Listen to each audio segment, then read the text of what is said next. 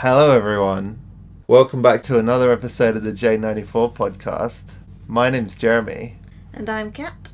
So Kat, what are we talking about today? Why are you doing big voice?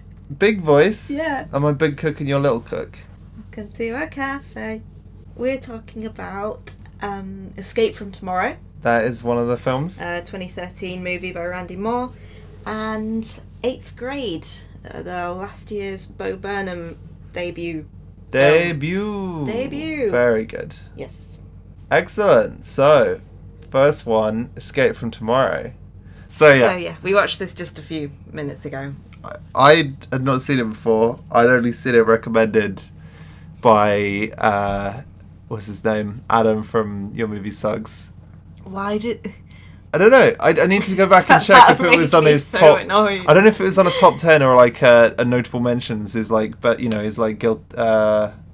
It's extra category. I think it probably was because it wasn't very good. From what I've seen of him, he's so unnecessarily harsh to films that I do like, and now this has gotten onto his honourable mentions. Honourable mentions.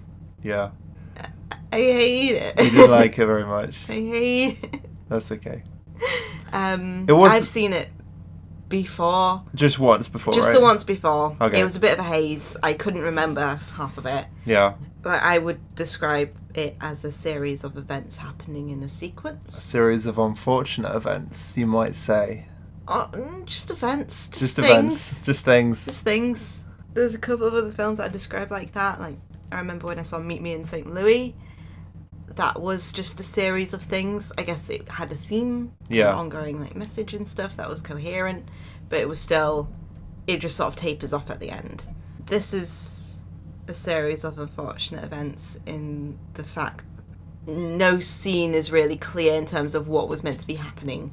Right. It's not very coherent. There's no kind of master plan or structure that the film is really following, unless, well, I don't know. Again, I feel like I'm giving the film too much the benefit of the doubt in trying to throw it a bone here with a kind of plot or a structure that it might be alluding to. Like, you get these odd scenes that stick out where they're trying to make a point and say, this is the main thing that the film is going for.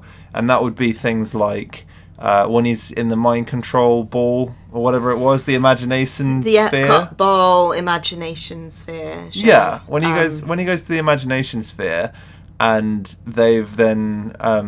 I didn't catch what most of that scientist was saying. I was more fixating on his bit with the glasses. He was saying that this is your life, or this is your real life for some reason. So the life that was shown on the TV was then the version of him that showed up at the end of the film, and we were told that that was his real life.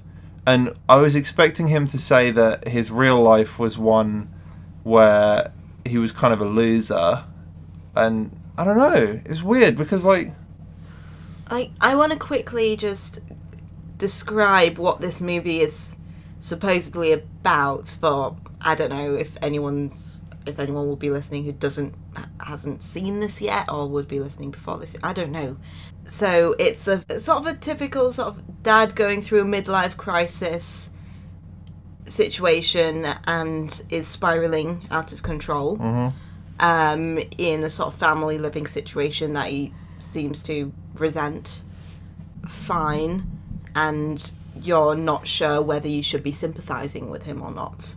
It reminded me a little bit of the little snippet of kind of subtext we got in The House That Jack Built, where he was going on about how he feels persecuted as a man, and he's got this very kind of strange, the white man is the victim rule. Did he feel that in The House That Jack Built? Yeah, he said he was going... Also, into podcast Yeah. connections. So gosh. He was saying that... when he was just about to cut the girl's boobs off, he was talking about how men were being victimised just for being men and all this kind of stuff. Oh. In this... I kind of appreciate husband Trier for that. It's like, how victims men are, and then cuts off a woman's boobs. Like, that's subtle. Yeah, super subtle. Anyway.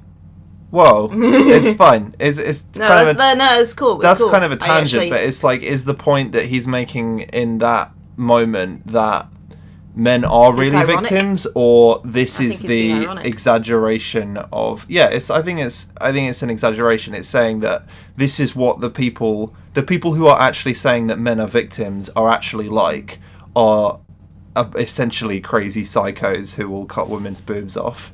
Like that, he's pairing those two. Yeah. But in this, what he's done, not Lars von Trier, what they've done with this film is they've painted this very typical, oh, look at all the problems that I have being a man. Like, look at these kids that I'm burdened with. Look at this wife who's shrill and naggy. Oh, I just got fired. She's so very shrill. I just got fired by my boss She seems from like my. a nightmare. I just got fired by my boss at my job, and isn't that just my fault? You're not even gonna give me a reason. Like, but it all of the men problems. Oh, look at all these hot women around me. Oh, look at these teenagers who I'm inappropriately following around all day. Like, oh, my misspent they're youth. 15 at My most. misspent youth. I'm a young at heart boy. Like, why can't I get that young women action or whatever? That's the American dream, banging as many 15-year-olds with braces as you possibly can. Fair. It's difficult with this film because I feel like some of the criticisms I make, they could be easily attributed to the fact that this film was shot. I don't know if I can say mostly, based on watching it again and like the aggressive green screen action. Well, like how much is even in Disneyland? Yeah, exactly. But in terms of, I feel bad criticising some. I don't feel that bad, but I have pause criticising some aspects of this film when it could be attributed to the fact that it was filmed guerrilla style and they had certain limitations. So in terms of like scenes within a certain location, you're not really making like the reverse shot sort of situations, as in you see someone's face reacting to something but you're not really sure what they're reacting to, and like in the swimming pool, or when where you're not sure if the wife is staring at him or staring at her child in horror, and you're not really, it's very confusing because some tension's meant to be built up here but you just sort of left very confused, that kind of thing. Or when a scene ends really abruptly and you're like, what was that shot about, what was that scene about? You could just attribute that to like, that's all the footage they could get and that's the best they could do it. But if that's the best they could do it, it's still kind of bad. Yes, he's just had a call from his boss to say that he's been fired. You don't see him in a very clear way still reacting to that following up, or his wife coming and asking how he is and being like, oh yeah, I'm fine, and then like putting on a brave face, so then you feel he's doing this emotional labour for the rest of the film, and then he's surrounded by this bright, happy sort of atmosphere. Like, if they'd sort of emphasised that a little bit, or I don't know, given better direction or something, because the next shot is just showing him looking grossed out at people coughing. Like, it's not, you don't feel on board with him. That emotion doesn't carry over for the next kind of 20 minutes. It's just and it's kind not, of him being an arse. It's not really picked up again until later, and you can read into all of his kind of destructive behaviour from the film. You can read into, oh well, this is all his downward spiral after losing his job. But to be honest, the way that he's presented as a character, that's just him, probably. Yeah, you're just like, if you're behaving this way with these like 15-year-old girls and stuff, or like being kind of a short-tempered, grim parent, and this is all we're seeing of you, then maybe you are awful at work, and maybe you did deserve to be fired. I don't know, because I don't know him, and I don't know how these events are actually affecting him emotionally, and is this different to his norm?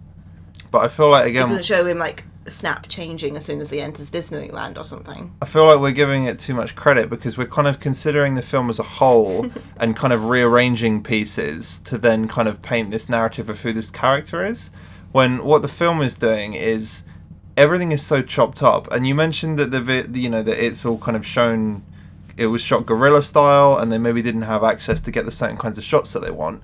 But if you couldn't present a cohesive narrative, then you have to try something else. Don't try to force your weird narrative into what you were able to get and then just butcher it all in an editing room. Like, you could take 80% of the scenes in this film and put them in a different order, and you would probably have exactly the same experience. And that's the problem, because you shouldn't be able to do that with a film normally. You shouldn't be able to rearrange that much of a film and it still have exactly the same impact. I feel like you could still edit it in a way that makes more sense than it currently does. Certain shots are like reused over and over again. I'm pretty sure like the wife's reaction shot was used about 2 or 3 times. There were obviously establishing shots are used several times, but I think that's just a thing that's done. Fine, so that's yeah. I guess. Just loads of things are repeated though, and also if it is an issue of it being shot with guerrilla style, I don't think they really have a problem with padding it out or like showing the actual scenes that require heavy dialogue, clear lighting, long extended scenes where you have you're filming from multiple angles. They seem happy to just use a not very effective green screen to do that. I was totally convinced. What are you talking about? It was like they were just there. You were sold by the illusion. The illusion. But yeah, it was like, and they had extras on green screen as well. Yeah, so it was green screen. The biggest thing that extras on green is screen. weird with green screen. Whole planet's a green screen. Is that they don't seem to sort out like the focus sometimes. So you have like the way so that they shot a background shot. But what they should have done is they should have shot it so all of it was out of focus, but what was near the front was a little bit out of focus or something like that. Because you take a background shot where the foreground from there is in focus, so you'll have like a fountain or something like that they're kind of standing next to. That's in focus. Then behind it you've got the castle, which is out of focus. But then superimposed over the top is the family, who's also in focus, who are then supposed to be further forward. So you get this very flat image where you've got the very foreground element of the family and then the front thing in the background that was shot behind them, like a fountain or a bin or a sign or whatever, that's also in focus, and it just looks very jarring. And you know, the lighting as well is obviously it's just a big thing that looks wonky in that. They could have made it clearer. It's just what I'm saying in terms of like the narrative, or just making it straight up coherent. You know the turkey legs? The turkey legs that they sell you at Disneyland? Emus. That was what I was going to tell you. They're emus. They're emus. Doesn't matter that It's emus... a fucking emu. It's a fucking emu. But I wish I could say that. Do it justice. Insert that clip. What the fuck? You're not a bird, bro. You're walking a fucking ostrich, you daft cunt. It's a fucking emu, But emus are big. They're like 5 foot tall. They've got big legs. Big legs.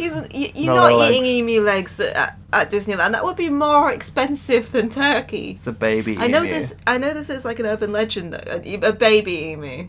Yeah. They've got scrawny little legs. Straight out the egg. Straight out of the egg. Into the frying pan. So like balut, but with emus. Balut? That's when they, I think it's an Indonesian thing. The where weird Jeremy Clarkson bird thing. Jeremy Clarkson. Oh no, I'm mixing up two things. So no, it's there's the weird duck embryo. Yeah, that's in the egg. That's creepy. Also creepy is crunchy. The Jeremy Clarkson thing where they get the little birds and they drown them in like whiskey or whatever it is. So they've got like whiskey inside them, and then they like cook them, and when you eat it starts with an O. I can't remember what it's called. Basically, you have to put a cloth over your head because the idea is that it's shameful to eat it. And they're bringing that to Disneyland this spring. Yeah. Yay! Yeah. Delicious. Premium members only. Yes. For the Clarkson special. Very good. He's going to be Prime Minister, you know. What was with the decapitation? That was the opening scene of the film, and it was just pointless. Yep. Like, is there actually an urban legend that someone was decapitated on a ride in Disneyland or something? People do get decapitated on Not roller Disneyland. coasters. I'm saying they get decapitated on roller coasters. Someone wrote a creepypasta because they just make horror things happen at Disneyland. Whoa, that's crazy and super spooky. Yeah. And then it becomes an urban legend that weird things are happening at Disneyland. Yeah. Because you get the idea that, Disneyland will want to cover it up. I don't think there have been any decapitations on the rides at Disneyland, especially not on that ride, as it was not going fast enough. Yeah. I've seen Hereditary. I know what it takes. Spoilers. The worst thing... The worst thing I've heard about Disneyland is that there's kind of a, swept under the rug thing about suicide from the employees. And there's also a lot of like weird, Disney costume sex, I think. Everyone says all the things. Yeah. Like, sure, like if it's got a cast of theatre kids playing, like, all quite attractive, playing these characters, of course they are banging in the stockroom. Do they on their breaks? Do they share course costumes? That's happening. Or do they have their own costume? Do they always play the same character? They don't. Mm-hmm. So, like, if you're like a Mickey Mouse, do you always play Mickey, or are you Goofy one day and then you switch? I watched a YouTuber talk about this. So, if you're short, you tend to play a mascot character, as in you might be a Mickey or a Minnie Mouse or something. Yeah. If you're like playing Goofy's tall. Well, that'll be a tall person then. Oh, okay. Imagination. If you're a princess or something, I think you're playing that character. Yeah. And you get your own costume, and I think you have to wear special underwear. I mean, that would be like race connected as well, wouldn't it? Well, yeah. Because all the different princesses are different, like, races. Not all of them. Not all of them. Most of them are maybe not enough of them. In quotation marks, European, I all guess. All of the good ones that I've seen, like Mulan and I haven't seen the Moana princess before, like, yet. At least they must exist. I think they made up a whole resort for it in the Orlando one. Yeah. But yeah, I saw this YouTube video where they were interviewing them, and they had like the Princess Tiana from Princess and the Frog. I want to go to Disneyland. This film just made me want to go to Disneyland. The whole time I was watching it, I was thinking I would rather just watch holiday footage from Disneyland or something like that, or maybe just a vlog. That would be, like a really good vlog of Disneyland. There's lots. Well, yeah, and then I probably don't need to do it anymore. The guys who play like Gaston are always great. They're always funny. I am always horrified by the big Woody and Buzz suits. Well, it's got a big Woody head, and it's never quite right, and it's very Uncanny Valley, Woody eyes. Which is weird, because it's like a 3D animation, so they should just be able to 3D print him and he'd look exactly right. It's probably just the static nature of it. It's the moving of the face, and it's the moving around without the eyes moving. Yeah. And the emoting. I think with certain ones, they just shouldn't make a real-life action one. Like, they have Hades from Hercules, but he's just got, like, he's just a they should a just model do makeup, face. Right? They should just do makeup. They shouldn't do a big sort of long chin face. No, they should do a prosthetic but that's what they chin. are. They could get a prosthetic chin. They can't do that every day. I think they could do it. Just get a guy who's got a gaunt face and do makeup. It's fine. If you've got the attitude, get a bum chin, a plastic bum chin on elastic. Then make the elastic. Then just paint in fairly thick, like face paint, blue. This is in Florida. It'll melt off his face. His chin will melt off, and the children will scream. Just glue it on his face. Anyway. Or just find someone with a bum chin and then just gel their hair their hair up in a spike. You should be the casting director for Disneyland Paris. Just get a bum chin. You're just yelling at your assistant. Just get a bum chin, Sharon. Just do it. Let's do it. Throw coffee in her face. We haven't talked very much about the rest of the film, if it can be called that. Right. We did mention the weird pervy Spanish things a bit. We mentioned the troll wife. We didn't mention the spooky lady. Oh, she's great. The spooky lady. Let's find who she is. Oh, we want IMDb. Eleanor, hang on, go back. That was really funny. Okay, so there's a casting credit on Wikipedia. Jim's frustrated wife. Eleanor Schubert as Emily, Jim's frustrated wife. I don't know why that's funny. Alison Lees Taylor? That's her. She's a witch lady. She's a wizard. She steals the show. She completely steals the show. With a weird necklace. She plays the part of some evil seductress. Yeah. Who also is just reading all the Reddit no sleep posts with the Disneyland hashtag, just like the emu, the princesses, they're high-priced courtesans, and have you ever seen someone beheaded? It's not like in the movies. she's great. She's so edgy. This film... yeah, she's the best part of this film, honestly. This film reminded me a lot of The Room. And not what, just... in the terms of the scientists? No, okay, so you made the point that when the weird scientist shows up, and it was something about his, like, weird, stilted delivery that sounded very kind of Tommy Wiseau. He was like, "You're a robot?" And he's like, "I just wanted to help you." Or something. There was something he said before that was very... Just his whole delivery. I very think it was kind of also Tommy that Wiseau. he had... To be fair, it's like we were making that association because he also had an vague East European accent as well. But he also could not act. Yeah. So that was... this man... But what I was saying with The Room is... it's like The Room in the sense that it's this narrative that's very clearly written by a man. I'm just going to check that.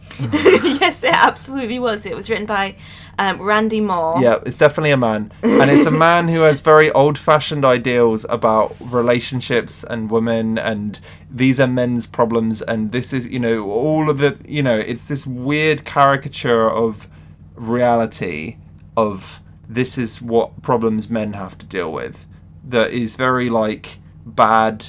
poorly written TV series from like 15 years ago.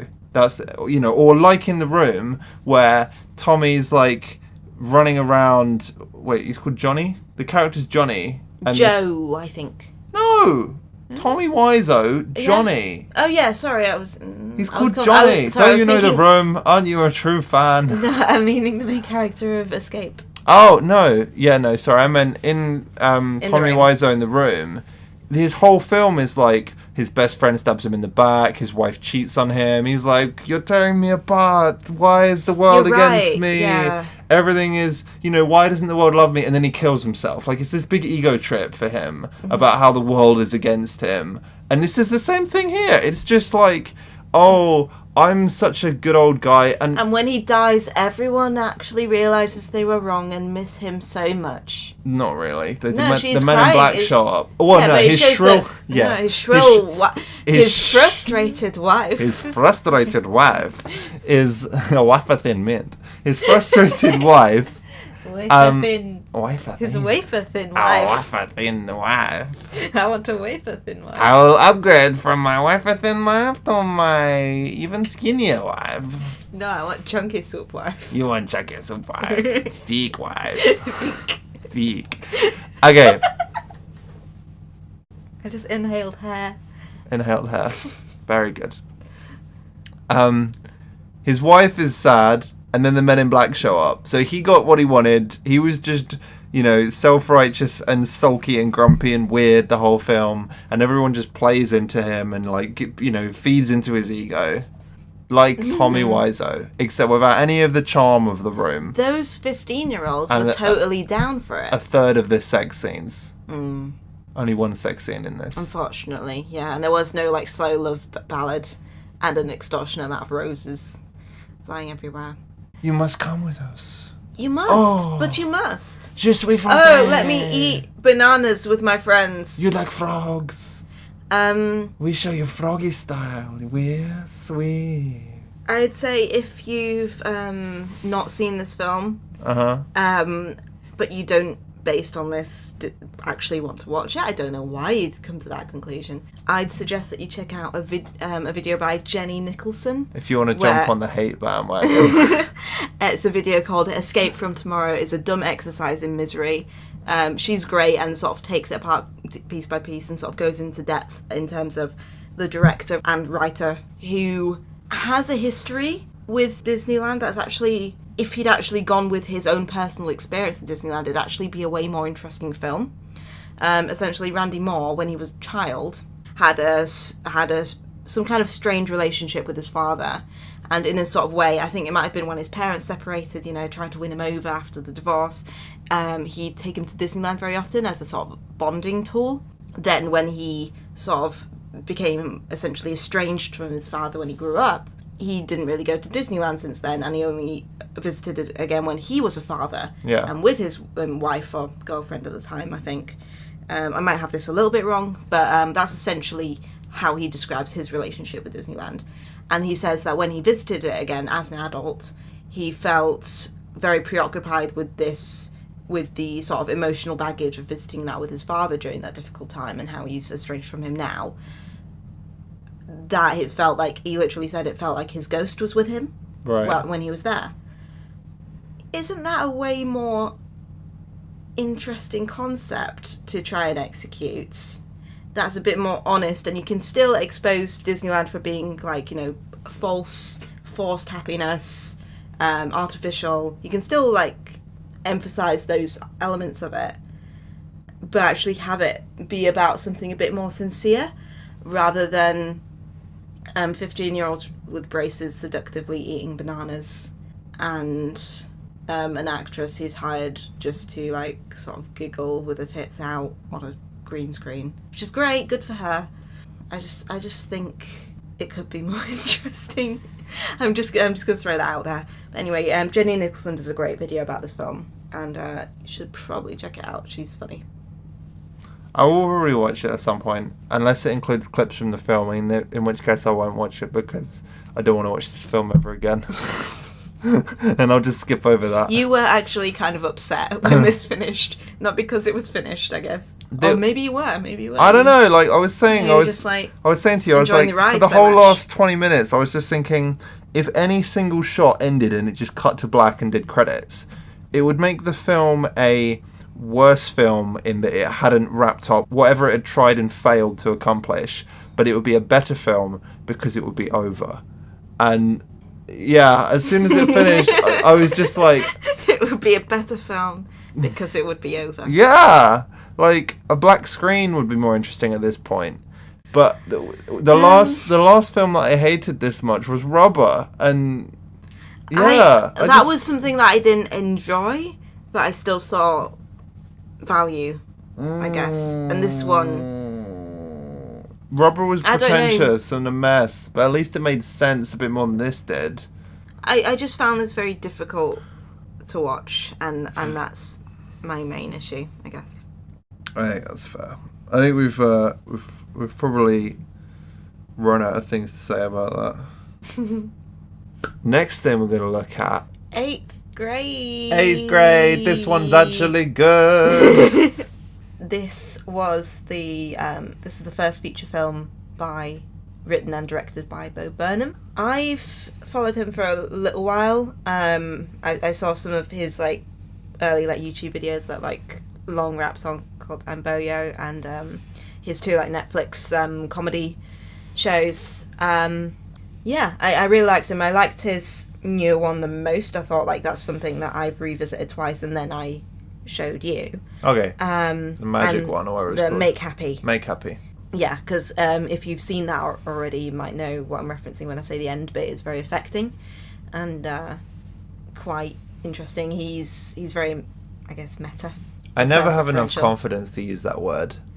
Yeah, but he's in a comedy show talking about like. Oh, not meta. Yeah. Affecting. Okay. I could never remember the difference between affecting and effective. It confuses me every time. In a goal, affecting means that it's creates an effect. Yeah, it creates a strong effect. I guess. So I just say effective all the time. Yeah, but you then the person will say effective. Oh wait, I googled this the other day. It was like, when should you say affecting and when should you say effective? And I think it pretty much just said most people just say impactful now or something like that. They use a different word. That reminds me of a bit from like Drag Race where one of the girls is like, I was trying to conversate with you, and the other girls just say, just say talk. That's great. So the end of the Bo Burnham special, the Make Happy one, was this big like breakdown where he kind of like summarizes a lot of the main kind of points and themes and just kind of puts everything out there about his own state of mind and the sort of expectations he has in like people have of him in the role that he's in and his relationship with the audience. And I just thought it was great, and I think he's very impressive for the age that he is, which stresses me out because he's so successful. It's fine, but did you know Stormzy's 25? No. Slight tangent, but There was a BBC News article the other day that I saw where he basically me too much. He cancelled a gig because one of his crew members was getting basically roughed up by the security because they thought they were trying to find a weapon. Oh, right. Oh no, it wasn't Stormzy, but it was his crew. Yeah. So he basically cancelled his whole appearance from the gig, and they pulled everybody out. That. So the company was then like, "Whoa, what you doing? Like, were we actually a bit dodgy? Like, let's sort this out." Like, yeah, either saving face, or maybe they had like one dodgy security guard, or a lot of security guards will profile, and I guess he said they were trying to they were looking for a weapon. I or something appreciate like that. him. Yeah, was it that's the thing? Were they looking for like was specific word out that they someone said had a a weapon? description. They said they were saying you match your description. And right. And Stormzy was like, no, this person doesn't match your description. Like, oh shit! Yeah. He's 25. He doesn't look 25. He looks 30 something. Oh, that's harsh. I don't think he's gonna. Well, is it just like he's a big guy? I think it's because his beard. It's his beard and his baldness. It makes him look older. Honestly, I can't think what he looks like. And he's tall. Yeah, he looks older than 25. Actually, he could be any age. You could seriously. No, honestly, in some of these pictures, he could be. It's weird. In some pictures, he could be 40. He in could some be of 40. them, yeah, you're like 25. If you told me he was like 37, I would be like, yep. Does he look like he's in the 8th grade? No. This is a podcast where we talk about films. No. Okay. So Bo Burnham is. I'm just trying to get a hair on my mouth. What did you think of his show? Bo Burnham. That was okay. So this film by Bo Burnham was the most of his stuff that I'd ever watched. And then afterwards, I obviously saw the Make Happy thing, and that kind of put across a lot. You know, you understand from that a lot of the same kind of ideas that get put forward in 8th grade. Before that, the most I'd ever behind it in a way. Yeah, before that, the only thing I'd really seen from him was like random clips of songs that I was like pushing at you and be like, "Hey, like this guy, and then like him." And then half of the like H3 podcast he did. Oh right. I was just listening to that, and he was talking in that a lot about how he got like anxiety. He was talking about how he had like anxiety attacks like during the performances, but that's also you just make that part of it. Well, he was saying that's very difficult for him because in a lot of comedic routines, it is still a routine and they're working with the same material, but there's a little bit more wiggle room and flexibility to kind of work around things and like audience participation. If you go off exactly, they can kind of just wing it and like work their way around things because so much of his is like musically timed and very very like it's quite tight. It's very very structured and deliberately kind of presented in a certain way. I can see how that would work for someone with like an anxious personality. Like that would appeal to me in terms of like I do this dance and I do things in this order and then the lights will change and then I do this thing and it's a routine. It's a coping mechanism in a stage production about anxiety. That's meta. It's so meta to have an anxiety attack during a production about anxiety. It's a show where at the end you're kind of a bit concerned for him. I was worried because I was like, some of the stuff this guy's saying, I don't know whether it's just that he's being honest about it when lots of people aren't, but I would not be surprised if he got into if he ended up in a really bad place because of how dark some of the things he was saying. Well, I think after that show he did have a break and a hiatus and stuff from live shows. I think I might be wrong there, sorry. But that also might have been a break in terms of he's moving on in his career, and I think he said in the podcast that he wanted to do films, he wanted to do stuff where he might not be in the spotlight. And stuff. So that's cool. He seems to be doing pretty well in terms of like him in the interviews and stuff. I think it's really nice that most of the interviews he does about 8th grade are always with Elsie Fisher. Elsie Fisher. It's quite nice how most of the interviews about this film are with Elsie Fisher. And stuff. He has it with her. It sort of emphasises the fact that like she's such an important part of it and what makes it successful and stuff, and giving that sort of level of credit. In terms of the film itself, I to start would say that this is one of the kindest films I've seen ever. What do you mean kindest? Who's kind? Because the characters aren't kind.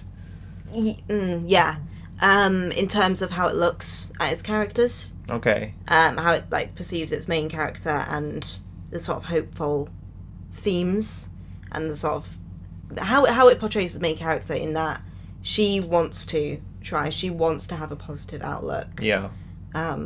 She gives herself pep talks every day. Mm-hmm. She's telling herself that you've got to put yourself out there, whatever that means, and stuff like that. And about how she leaves these messages for herself for the future. See, it was just... One thing that I actually thought was a bit odd about the film was that she seems to be so much more grown as a character and progressed and aware when she's making the videos throughout the film than she does the rest of the time. And that's something that she develops too.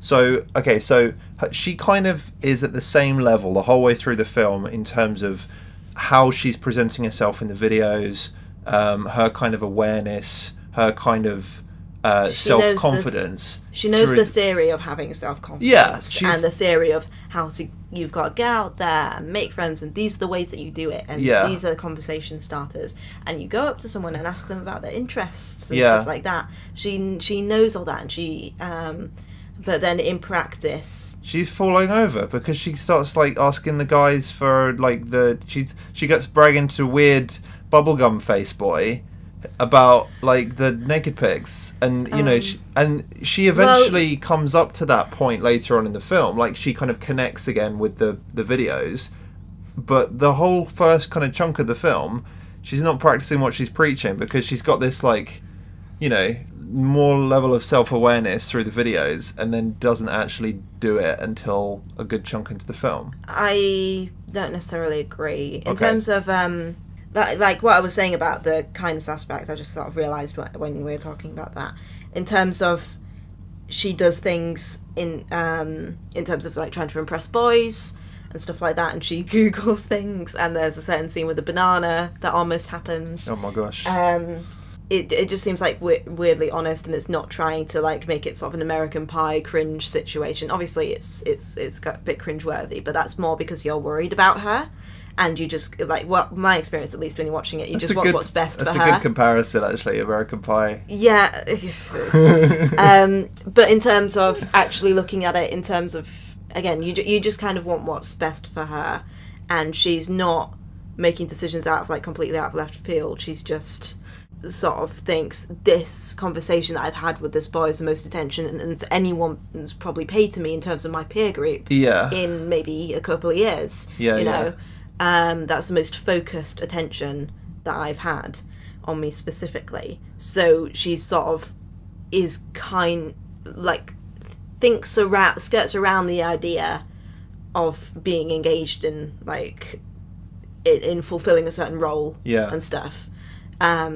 Which I think a lot of girls have that in the back of their mind, sort of thing, at that certain age, about how because when you're at that certain age, it's about trying to get attention, and if you can't get positive attention, you might try and get negative attention and then act out, or if you just it's kind of hard to differentiate whether the people who are giving you that attention are doing it so for the right reasons or doing it because they care about you. And she sort of learns that, I think, during it. It's interesting you said about the kindness, though, because she, with that banana Google scene, she learns, she has her little mini arc there, her mini moment of development where she realises that this is actually not something I want to be doing. Yeah. In an environment of relative safety, because all she's actually done is look on YouTube, eaten a banana fairly poorly, and then thrown it at her dad. Like, she hasn't. That's perfect. That's a completely different, you know, like the emotional fallout or weight from that scene is completely way more realistic different. In a way. Yeah, but it's completely different from had she actually gone ahead with that, been coerced by Bubblegum Boy, and then. You know, bubblegum in his nose. Yeah, but like if she'd actually done that, that she was role playing, and then had that same reaction of actually I don't want to be doing this, that's so much worse. So what she's done is she's actually shown a lot of intelligence in trying to find that information out for herself, and then kind of closing that door on her own without the huge emotional fallout and, you know, damage. I think that's more just for, like, the credit of it being as a film, because I think that's way more realistic to happen. You'll just, like, ask Google these questions instead of, obviously, your dad. You know. But she should do, and that's almost the point that the film's making, that if she just had a conversation with her dad about that, he could then ask her about all these other things, which is like, why does she feel she needs to do that? Why does she feel like she's getting the attention of these boys that way, and priorities? And then he could then say, no, you need to just find friends, like the weird Rick and Morty guy she ends up being friends with. This is what your peer group needs to be. And the older girl as well. Yeah, but just ask. It doesn't work like that. A kid can't. It just, that's not how like 12, 13-year-old kids function, really. They're not necessarily going to go to their parents for every single question they have, and the parent is then going to react in a calm, moderative, helpful way that doesn't pry too much. And in terms of being that age, any question can seem like prying too much into their personal life. If someone's that insecure about themselves and doesn't know who they are yet, and you're asking them questions about their personal life and their development, everything can seem like an attack. Everything can be seen like, why are you not at this stage yet? Yeah. It can just be so incredibly embarrassing because you don't want to talk about these things with yourself. Why would you want a parent sort of bringing these things up? But that's the parents failing. It's like when... No. I think so. I think it's... Well, yes, but like you can like foster a really open relationship with your kids ideally, but it's not a black and white situation. It's not that's the parents failing, they should have been more open, or that's the kids failing, they should know that the parent will be willing to talk this out with them. It's a complex situation, and I don't think anyone's sort of doing anything really wrong here. It's just about them not meeting in the middle a lot of the time. She's like, maybe he could like limit her computer time and stuff like that, but it's also a form of her self-expression, and he doesn't want her to like sort of resent him for showing these things out. If she doesn't have a lot of friends, taking away a computer and technology and all that sort of stuff isn't necessarily going to help that, and it's also going to give her less things to do in terms of expressing herself, like her videos and stuff, which seems to be like a positive way of her creating like an outlet and motivating herself. I think that what you've said is very valid, and there is an extent to which all kind of teenagers are figuring things out, and you know, you can only expect so much from like a 13-year-old, but I do think certain things in the film really evidence that things have not gone off on the right track initially, and maybe either the dad or the mom or just the environment that Kayla's kind of grown up in isn't the best, because she's sitting at home over dinner blaring music, and I like that we obviously hear it loud as the audience as well. With her earbuds in. Yeah, like there's just one little touch in the film that I think shows that it's presented with a lot of thought. But the fact that she's, you know, you don't even see the dad at the table. Like, that shot opens with just her listening to her music, and then she takes the music out and you realise her dad is sitting next to her. So it's totally framed from her perspective, which works really well. But he's just tolerating that. He's tolerating her sitting at music, not engaging with him at all. That's family time or whatever. And she's just listening to her music. And then she just ditches him and then just goes away and sits in her room. Mm-hmm. And that isn't constructive. And it gets to the point where the dad is then literally stalking her, you know, stalking her friend group just to make sure that she's like okay or things like that. And I just feel like things could have been done differently there. There needs to be a happier middle ground where you can have a conversation with your parent and you also have friends and people, and it doesn't become this huge deal when it's like, you made a friend, I'm going to stalk you and just check you're okay. And, you know, if you are going to do that, give her a phone. Why doesn't she have a phone? Did she have a phone? She absolutely does. She broke a phone. What? But she never called her dad. She got a lift back from the mall with the creepy guy because she thought she was getting a lift back with the older girl. No, she told him in the mall that she was going to get a lift back with them or something. Yeah. Yeah, she was like, basically just go away. In the photo booth. Just get out. Yeah. which is a cool framing device, as you pointed out. When it's often he's sort of leaning into her life from the doorway. Yeah, he was always like sticking his head in the door, and in that shot, she was like closing the curtain. Like there was, and she's not inviting him in. There was so little space for his face in the frame because the curtain was there. That it was just continually pushing him out. Very clever. Yeah, I think that's all a fair point. I think he's not like boundary setting in terms of, hey, we need to spend quality time so we can actually have a dialogue going, and you feel like you can come to me about things like, I'm actually have some kind of authority here. So I think part of it being a single parent, he feels maybe nervous about setting certain like strict boundaries. Yeah. He doesn't, because he's like, they only have each other in this house and he doesn't want to push her away. So that might be why he hasn't like really banged his fist on the table when she's like got earbuds in, listening to music and stuff. But it seemed but it's not ideal, but I think that's why, that's sort of like context into why he's doing that, because the film portrays him as like, seems misguided at times, but a really nice guy, the dad. Like, he's just seems like very kind and just you're so confused. Cool. You're so cool. Aren't you so cool? I just want to say, you're so cool. Oh. I was not so cool when I was your age, but you're so cool. Honestly, though, I'll say like the sort of emotional sort of peak for me was when, I don't know if this was for other people or for you, but when she was burning her box in a very sort of dramatic... I'd be surprised if that wasn't anyone else's emotional peak. That was like the climax of the whole film. Where she does that too because she thinks that she's saying goodbye to her feeling hopeful about the future and stuff. With a weird SpongeBob USB stick. Where's she getting these USB sticks? Claire's. But they're all just individual kind... Like, what was the new one? I don't know. I can't remember. The one she put in that box for the next year for when she finishes high school. I don't recall. Okay. Was it another novelty one? It was another novelty memory stick, which is so goofy. That's adorable. Yeah. With it's interesting though, because the dad is so kind of incapable of having those kind of conversations in a way that all of the adults really in the film were actually like really bad at engaging with kids and understanding them and just speaking to them. So you have the school teacher on the video, or the sex ed teacher on the video says it's going to be of that, doesn't it? Yeah, like she says it's going to properly. She says it's going to be lit, that they talk about like sex ed and like pubes and stuff like that. That one of the teachers comes into the room and dabs.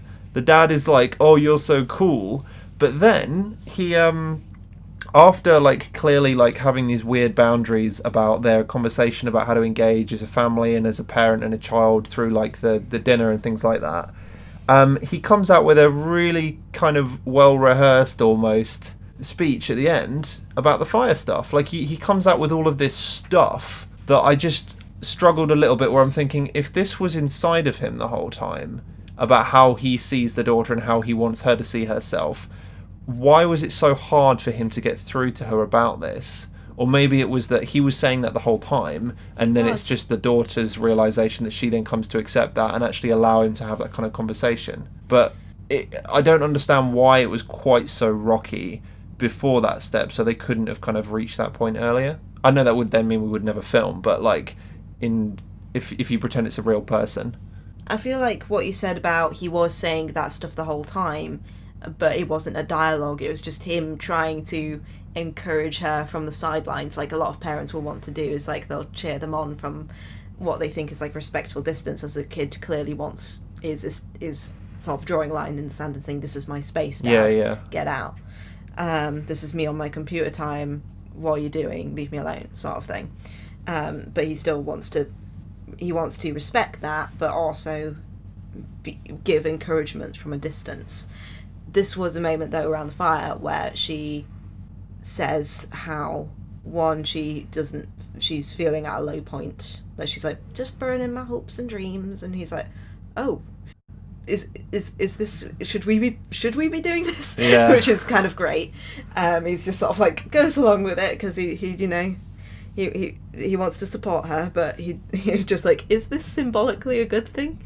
But then she finally feels she's not barely in that scene, which was something that I actually really appreciated and found realistic, is that she barely looks at him, doesn't make eye contact. They're having a conversation, but she's looking down the whole time. Yeah. Where I can't remember exactly what she says, but it's about her feeling, like, bad. She's, like, saying, I feel bad that I feel like I make you sad sometimes, or that I'm, like, or that, she's mean, or she doesn't want to upset him, or anything like that, and that sort of, like, guilty feeling, which, like, is very relatable. Yeah. And, like, that you think it's, like, well-rehearsed and stuff. It kind of is, because it's, I think with most parents, it's always going through their head anyway. Yeah. It might be worth talking about the guy who picks her up and then takes her home in the car, and their kind of handling of that scene. Like, it was weird that when they first meet in the mall. So Kayla meets an older girl who is like it's a weird, like, buddy system for, like, bringing them into high school. So she meets up with, like, a high school who's, like, her sponsor or mentor or whatever. And because they exchange numbers and they get on really well, the older girl invites her to go hang out with them. So they're all sitting around getting, like, KFC or whatever. And she has a little moment of kind of... On first viewing, you think it's just kind of like a cuteness, like a little kind of friendship moment. Cute interaction. A cute interaction with one of the two guys that are there.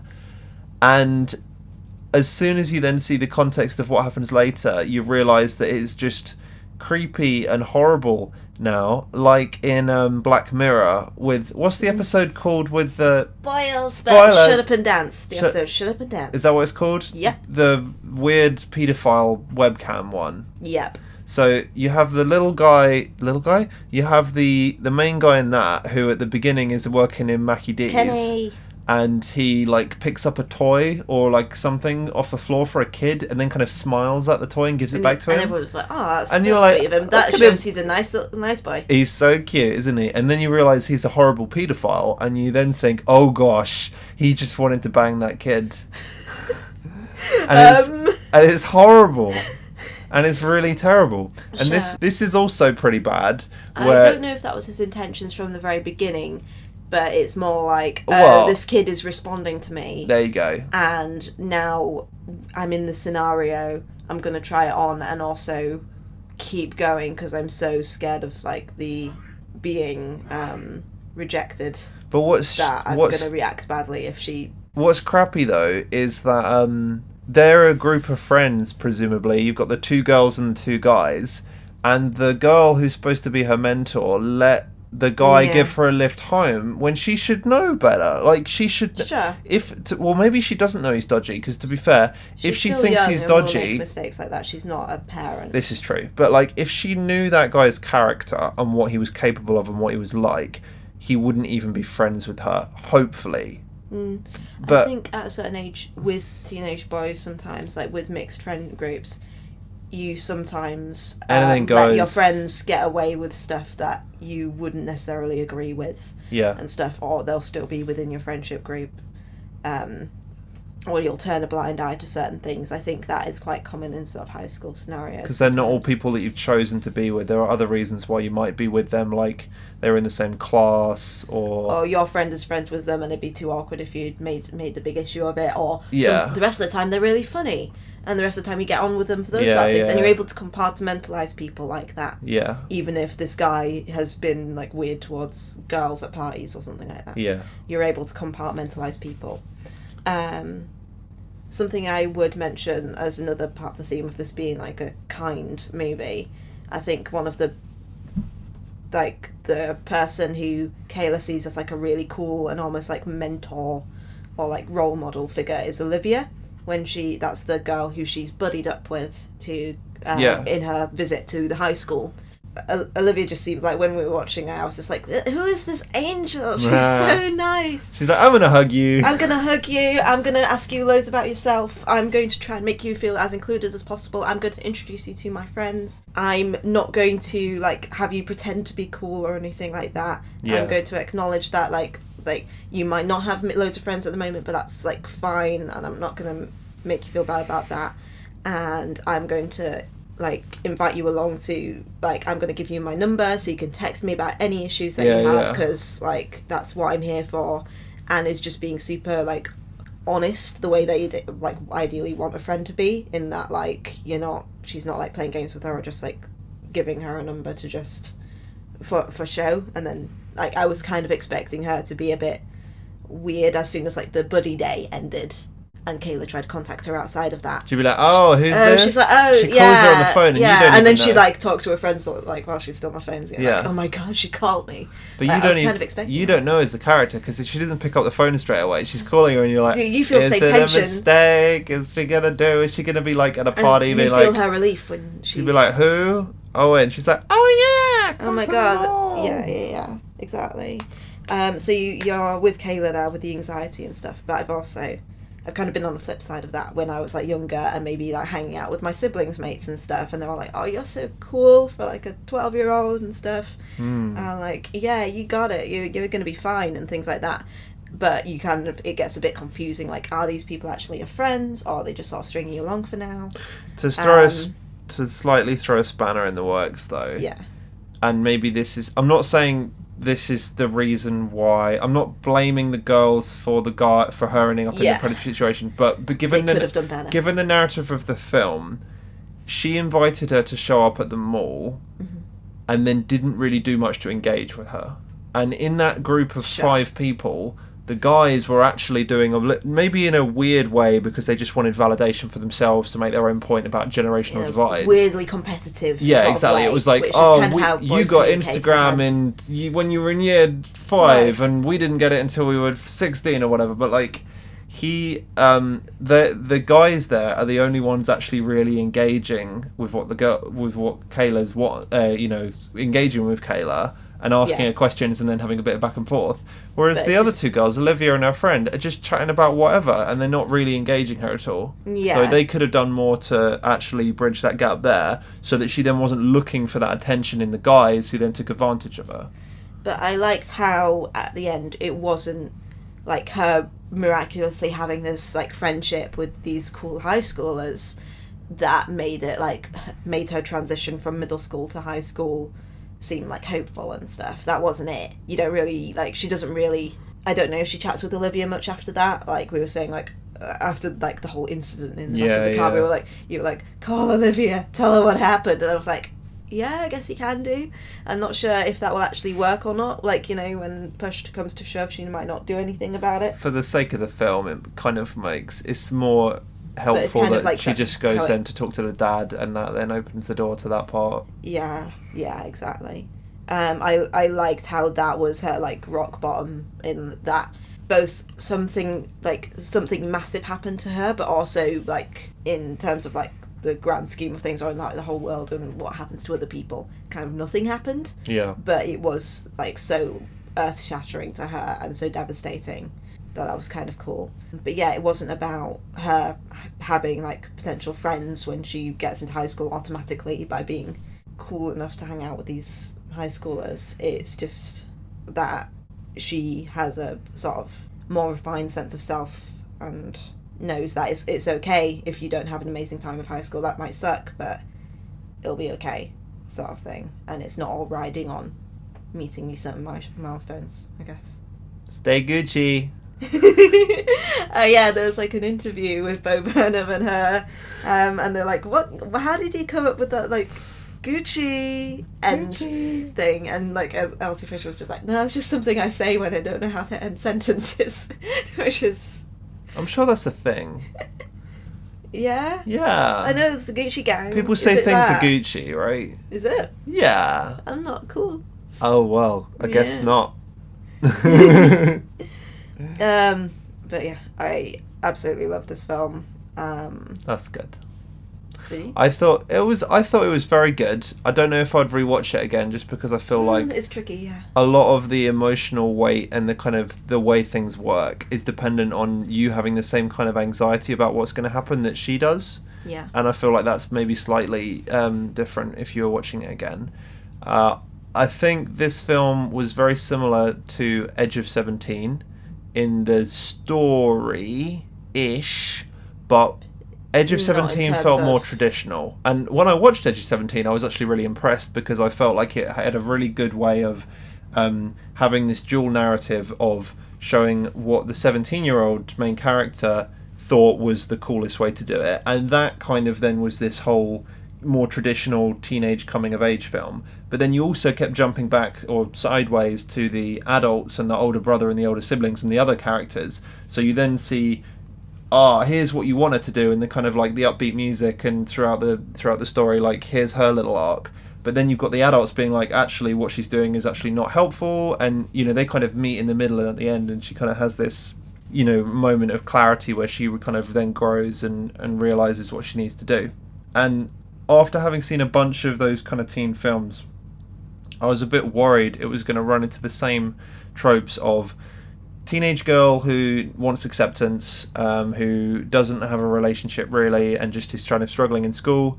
She fancies a guy who's hot, or supposed to be hot, but they always end up looking really weird, the supposed attractive guys in these kind of films. Like the weird gel hair guy in, oh gosh, what's the film where Anne Hathaway brushes her hair and she becomes like a princess? She has like the makeover. She brushes her hair what's and that becomes film a called? princess. What's the Princess Diaries. The Princess Diaries. And it's in the Princess Diaries. an amazing Am I film. mixing these films up? There's this guy in that who's like a blonde, weird dude who's like a surfer or something, and that's like the boy that she likes. She wants to but go he's out a with, douche. and he's a douche, right? And she's dressed like an asparagus. Is he?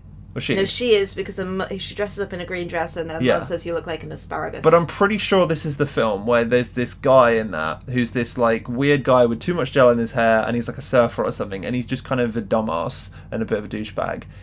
You get the same thread running through all of these different films where she fancies a guy, it turns out he sucks, then she has a geeky friend who was nice to her the whole time, and then she ends up with him.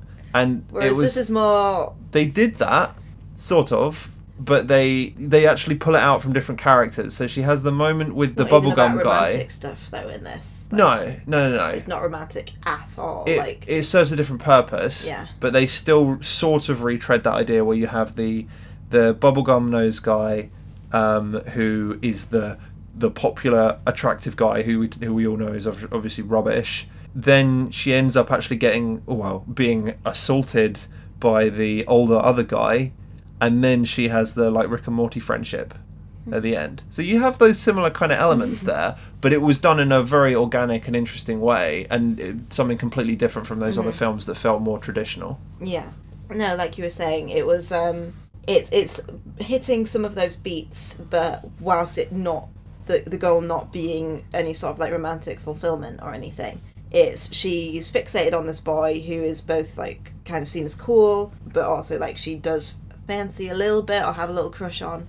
She sort of looks into what attention from him necessarily means in this context, and she sort of looks into it and kind of loses interest because it's not something that she is remotely ready for. Yeah. She's offered it, but she's offered like sort of you've got the incident with in the back of the car with a high school kid, which is creepy as hell, and that's like a really upsetting experience for her. But then after that, it's just the fulfilling relationship that she gets, aside from like getting on a bit better with her father, is just like chatting and eating nuggets with the nerdy kid.